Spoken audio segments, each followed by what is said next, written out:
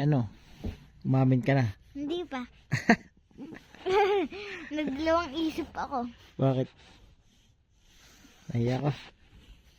Sa ano na lang, sa bago matapos pasukan. Paano kung hindi na kayo magkaklase? Magkaiba na kayong room. Oh, Hindi sa recess, punta ako sa ibang room eh. dadalawin mo doon. Sana ano ko. Nakakabay sa'yo kanina. Nakita ko pagbaba niya school ah. Oo nga. Bago pati lumabas. Kala ko umamin ka na. Hindi pa. Torpe ka pala eh. Ang tarupe. Torpe. Ano yun? Parang ano, mahina ang loob. Takot sa crush.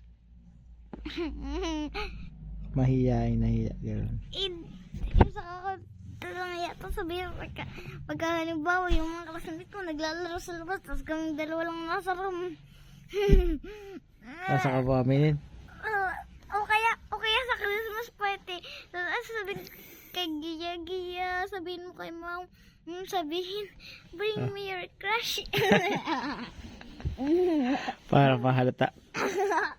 Oo nga, dadala ko si ate. Upay yan.